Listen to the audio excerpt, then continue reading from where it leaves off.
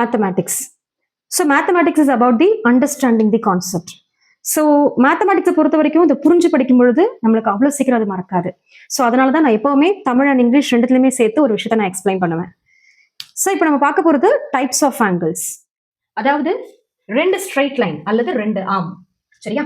இவங்க ரெண்டு பேரும் இன்டர்செக்ட் ஆகும்பொழுது கிடைக்கிற இந்த பாயிண்ட் அப்படின்றது தான் பாயிண்ட் ஆஃப் இன்டர்செக்ஷன். நம்ம ஆல்ரெடி படிச்சிருக்கோம் லைன்ஸ்ல, சரியா?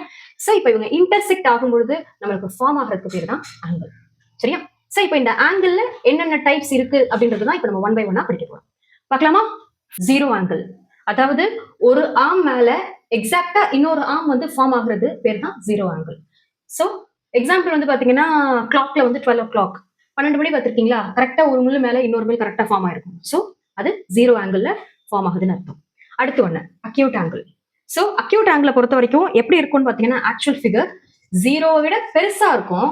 இதுதான் தீட்டா ஆக்சுவலி சொல்லுவோம். தீட்டான்றது ஆங்கிள் மென்ஷன் பண்ணுவோம். ஸோ 90 விட கம்மியா இருக்கும். அதாவது more than 0 degree, less than 90 degree. So between ஜீரோல ஆரம்பிச்சு அப் டு 89.9 டிகிரி வரைக்கும் வர்றது எல்லாமே வந்து அக்யூட் ஆங்கிள் அப்படின்னு சொல்லுவோம், சரியா? அடுத்து ரைட் ஆங்கிள். ரைட் ஆங்கிள் அப்படின்னாலே பாத்தீங்கன்னா எக்ஸாக்டா ஆங்கிளோட value which is equal to 90 degree, அதாவது பெர்பெண்டிகுலர். இப்போ இந்த ஹாரிசாண்டல் லைன் இருக்கு தெரியுமா? இந்த ஹாரிசாண்டல் ஆர்ம் வெர்டிகல் ஆர்முக்கு எக்ஸாக்டா பெர்பெண்டிகுலர் டிகிரி 90 டிகிரில ஃபார்ம் ஆகும்.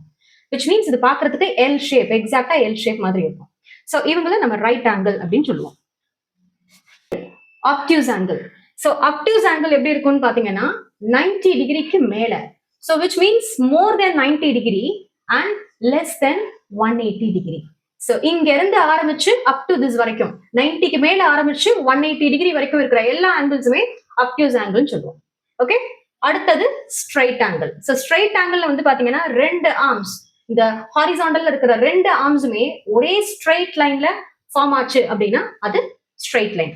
ஸோ இந்த ஆங்கிள் வந்து பாத்தீங்கன்னா இங்க ஆரம்பிச்சு இங்க முடியுது. ஸோ த எக்ஸாக்ட் ஆங்கிள் உடைய வேல்யூ வந்து 180 degree. Okay, reflex angle. Reflex angle வந்து பாத்தீங்கன்னா it is more then 180.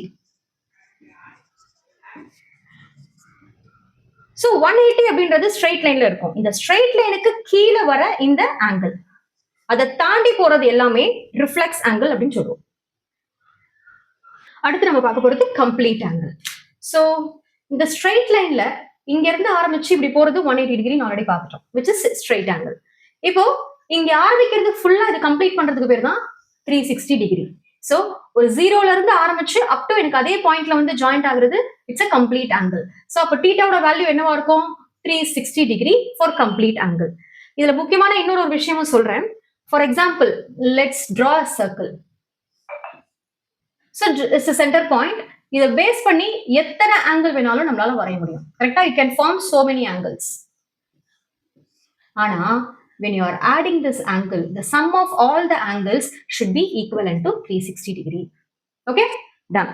Complementary angle, அதாவது sum of two angles which is equal to 90 degree. So ரெண்டு ஆங்கிள் ஆட் பண்ணும்போது அதோடைய ஆன்சர் 90 டிகிரியா வந்துச்சுன்னா that is called complementary angle சொல்லுவோம். For example பார்க்கலாம், this is the diagram. So இதுல வந்து பாத்தீங்கன்னா ஒரு டிகிரி வந்து 40 டிகிரின்னு இருக்கு ஒரு ஆங்கிள். சோ இது வந்து காம்ப்ளிமெண்டரி ஆங்கிள்னு கொடுத்துட்டாங்க. they are asking us to find this angle. இதை கண்டுபிடிக்க சொல்றாங்க. so I am denoting this as x. So இப்போ காம்ப்ளிமெண்டரி ஆங்கிள்னு சொல்லிட்டாங்க. அப்ப சொல்லிட்டாங்கனால என்ன அர்த்தம்? இந்த ரெண்டு ஆங்கிளை ஆட் பண்ணும்போது எனக்கு கிடைக்கிற answer is 90 degree. so let's do the sum. x plus 40 degree is equal to 90 degree. அப்போ x ஓட வேல்யூ ஆப்வியஸ்லி என்னவா இருக்கும்? 90 டிகிரி. இந்த பிளஸ் 40 இந்த சைட்ல போகும்போது minus 40. so the answer is 50. அப்போ x ஓட வேல்யூ 50 டிகிரி ஆங்கிள்.